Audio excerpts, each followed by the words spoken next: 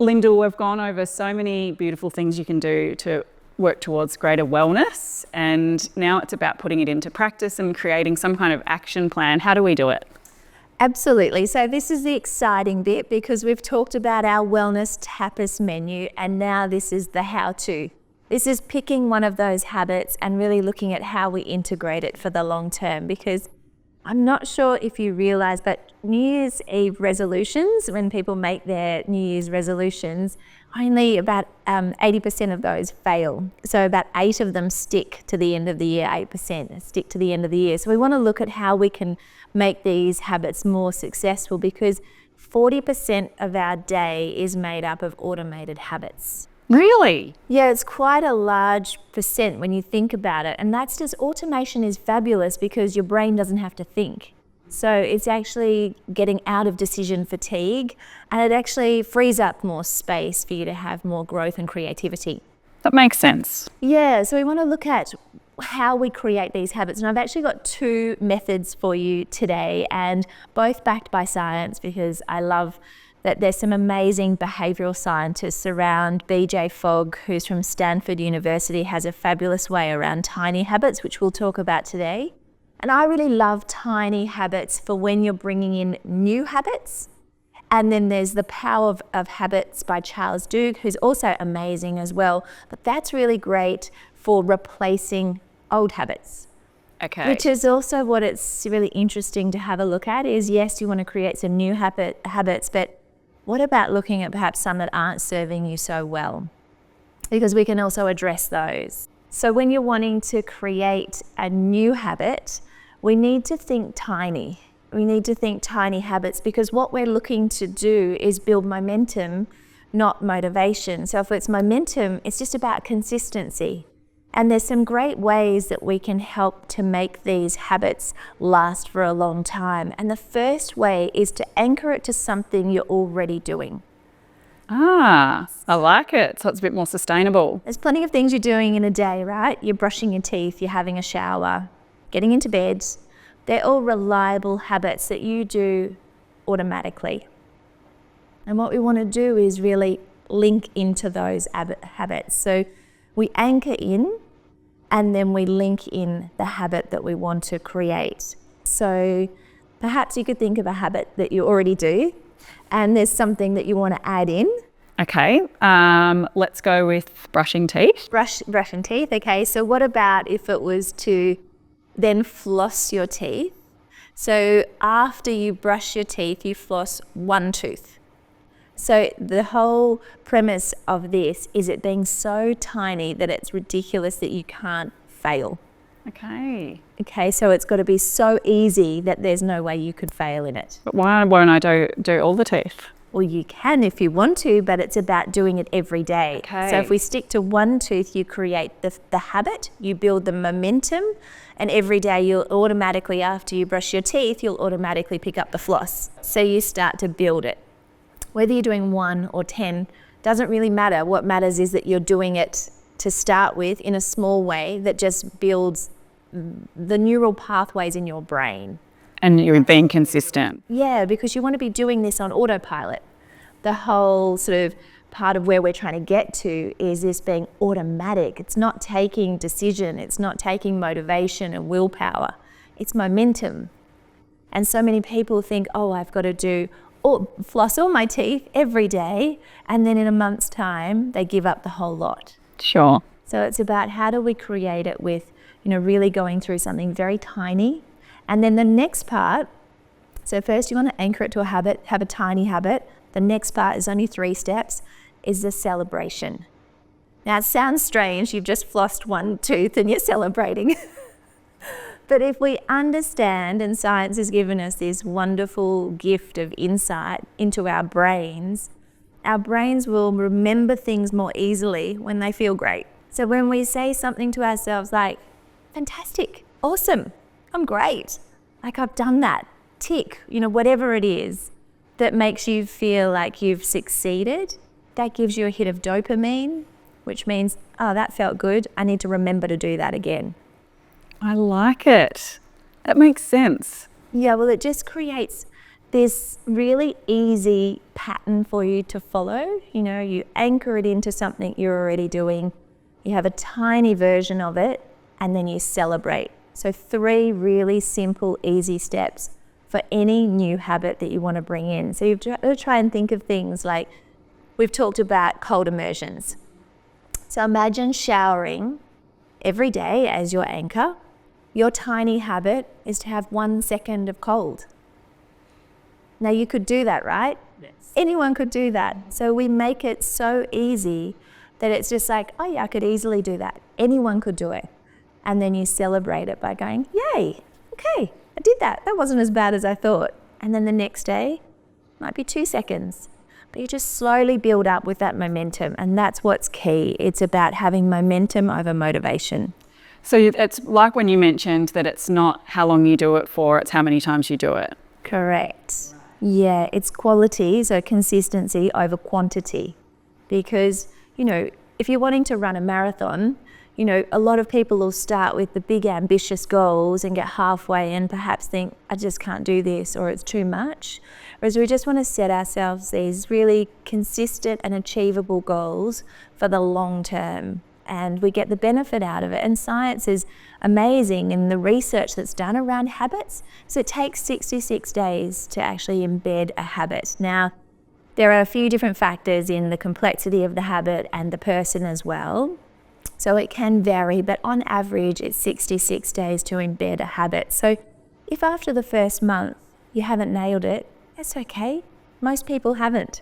If after the second month you haven't either, okay, well, you're getting there. You're getting closer to that sort of 66 days. I think it just gives you a time frame to go, oh, if I haven't done it in a week, it's okay. Be kind, because it's progress over perfection.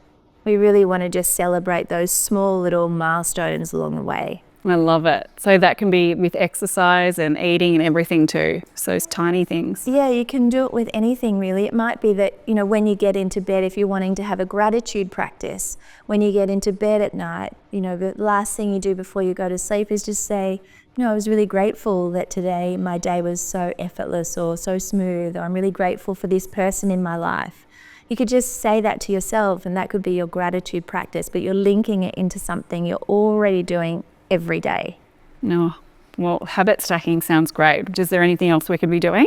Yes. So when we're looking at those habits that we want to revisit that perhaps are not serving us so well, we want to look at the 3 steps: the cue, the routine, and the reward.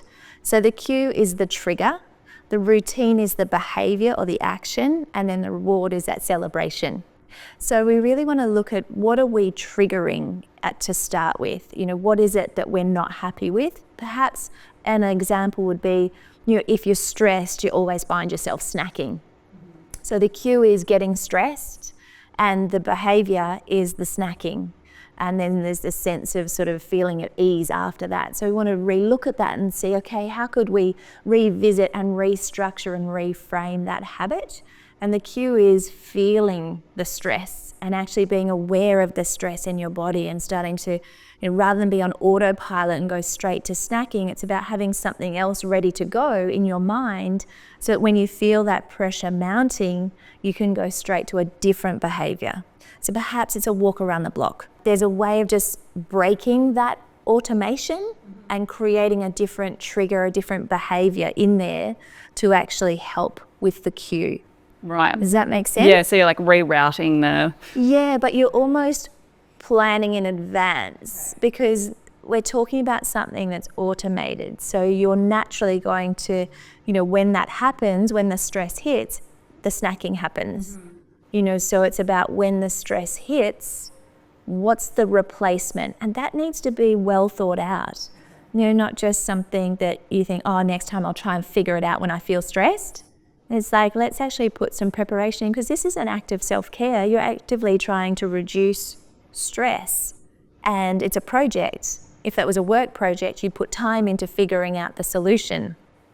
So when we think about what could be that solution around that, when I start to feel stressed, I know that's the point where I'm going to stand up and go for a walk around the block or walk around the office. That's that point where I'm going to break that routine, that I'm going to sit down and go, well done. that was a change. The first time I've done that felt, different, but that's where you've actually got a new habit forming. And that's when we want to build momentum. So have you got a habit that perhaps isn't serving you so well that we could look at, and we could look at the cue, the routine, and the reward? I would probably have to say that my phone being connected to work a lot. And I think that my trigger for that would probably be just an overwhelm of thinking, I'll think about stress of work and things, and I go, right, I've got to sort it all. So I'm sort of feel like I'll go straight to my phone and to my emails, and I'll write lists, and I sort of go into this turbo mode of trying to solve it all. But I don't think that serves me, because then I think it just snowballs stress and overworking. I was going to say, and almost things. overwhelms you in one way. Absolutely. So I don't think that's the right thing that I should be doing, but it is something that I immediately go to. And is that something you find perhaps when you get home? Is that the time when you don't want to be checking your emails, or you want to be more present with your family? Is that the time where you sort of, if you picked a time of the day, which is the time you want to address as your first habit? Yeah, it would definitely be the afternoon. I think the kids might even be around, and even if they're playing and stuff, and I'll go, hang on, I'm just working. And I think, no, well, I don't need to be working. I'm not a brain surgeon. I can put things aside, but I feel like in order to be able to relax or unwind, I like things to be done. So it's sort of a catch-22. So I sort of think, well, I'll get all this done, and then I'll come and kick the footy with you or whatever it might be. But I think I probably need to stop that bit in the afternoon and, do things with them rather than be working when I don't really need to be. So the trigger for you is when you get home.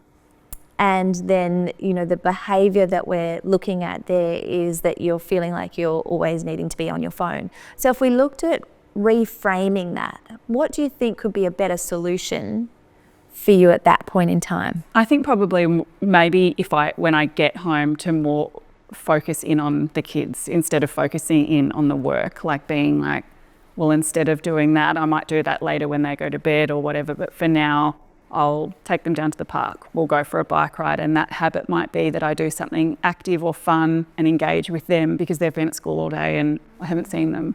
So instead of going, I need to have a continuous day of work and then I can give them time, maybe breaking that up and having that time with them first.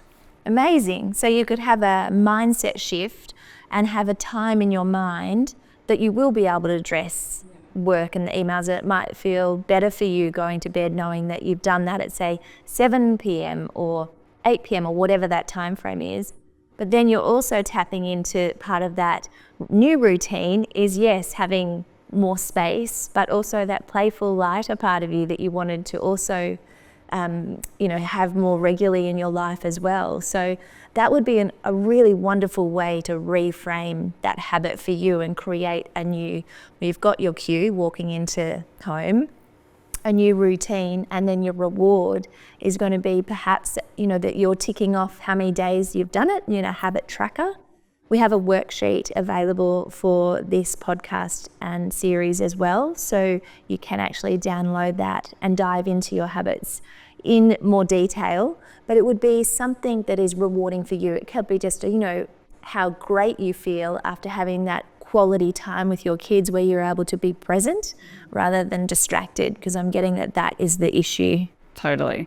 Yeah, it's the distraction is at its core, I think. And then I can often, you feel guilty then because I go, oh, I'm just always working or I'm not available for them. So I think it would be a nice shift to switch that around a little bit. So perhaps that could be your new little cue routine reward? Yes, I think so. Ready to give that a go? Yep, I'm ready to give it a go. Well, I think those two different types of, setting habits, one being the tiny habits for your new habits, and then the cue routine reward for the old habits, they really work to just enhance that optimum well-being for you. It's going to help with bringing in habits more easily, knowing that you're not relying on motivation, taking the pressure off yourself and going, okay, it's just momentum.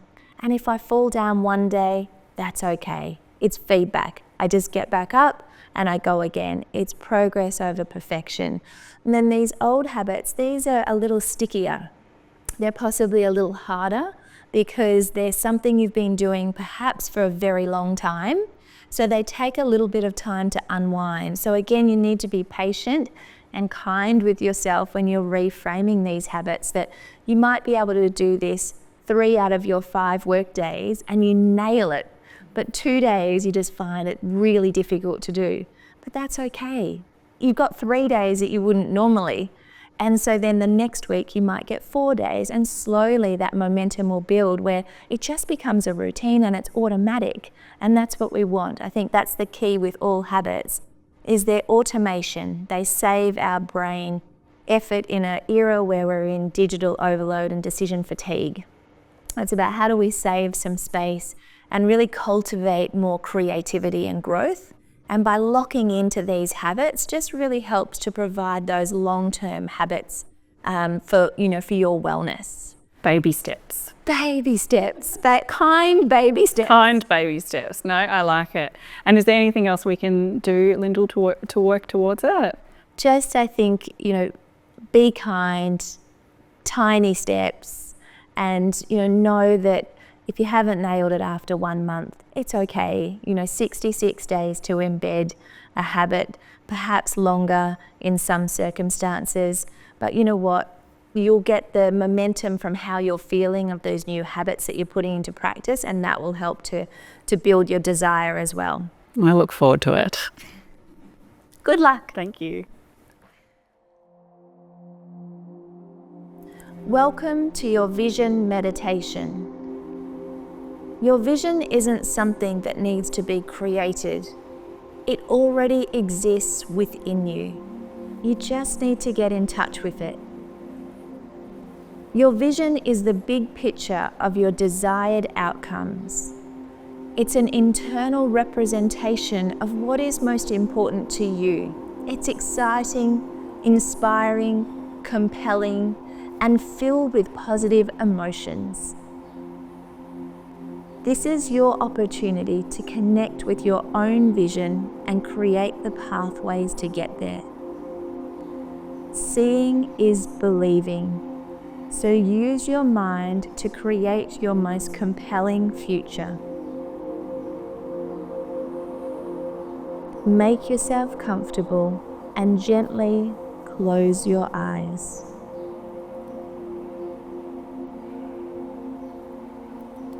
Settle into your body by connecting with your breath. Slowly inhaling through your nose, slowly exhaling through your mouth. Notice how your body and mind begin to soften and relax.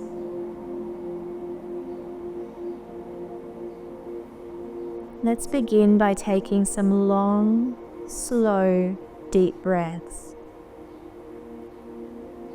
As you breathe in, feel your belly rise. And as you breathe out, feel your belly fall. Now take your awareness to your whole body, and with every out breath, allow your whole body to relax.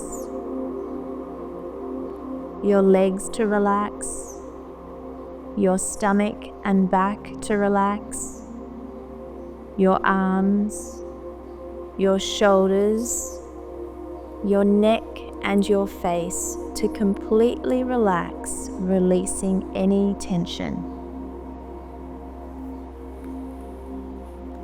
Visualize yourself standing on a hill with lush green grass, and you're surrounded by spectacular mountains and a lush green forest nearby. You follow a pathway that leads you into the forest. You feel calm, relaxed, and free. You walk through the forest feeling the comfy clothes on your skin, smelling and almost tasting the pure, clean mountain air, seeing the small flowers and listening to the birds. You come to a waterfall and you sit by the waterfall and you allow the waterfall to wash away any fears, concerns, any worries you have They are all washed away by this clean, pure mountain water. This puts you into an even deeper state of relaxation.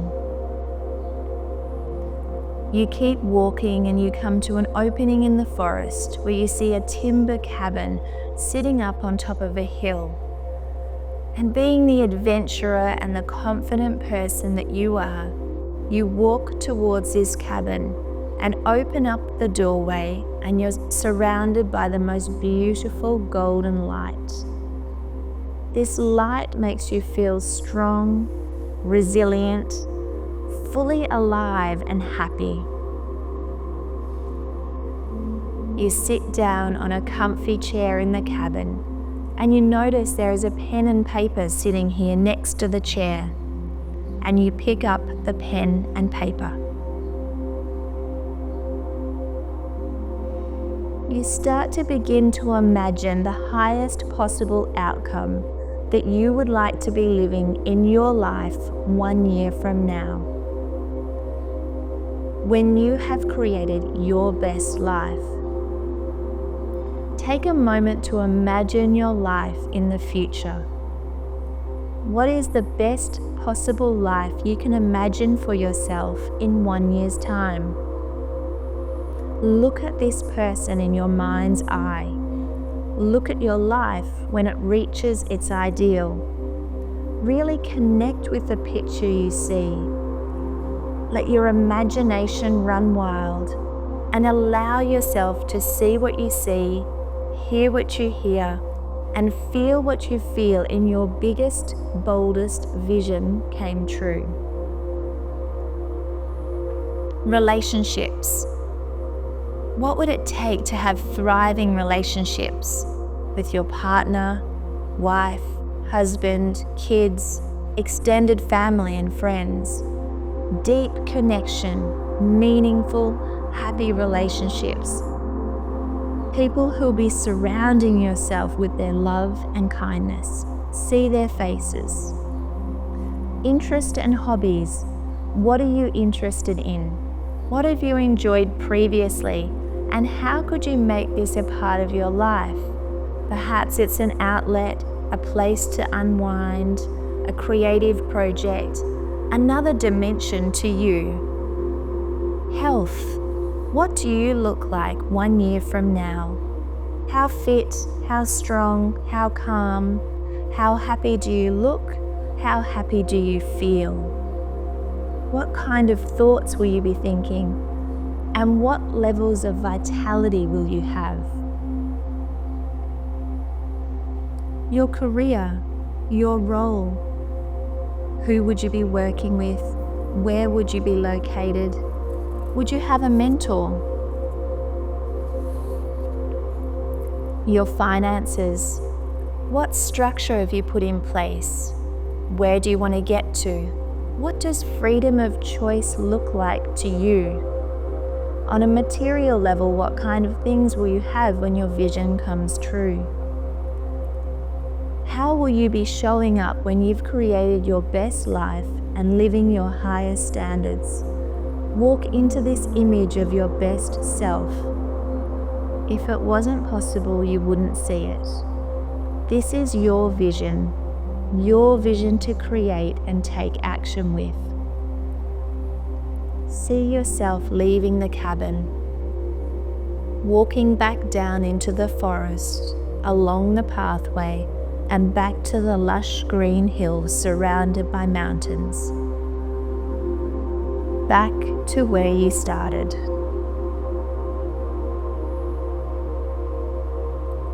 And when you're ready, gently bring your attention back to the present moment. Gently open your eyes and take some time to write down mentally or on a piece of paper exactly what you saw and what action you can take. And every single day, do something that moves you closer to living your vision. You can do this practice regularly so that you continue moving powerfully forward towards achieving your goals and living your vision.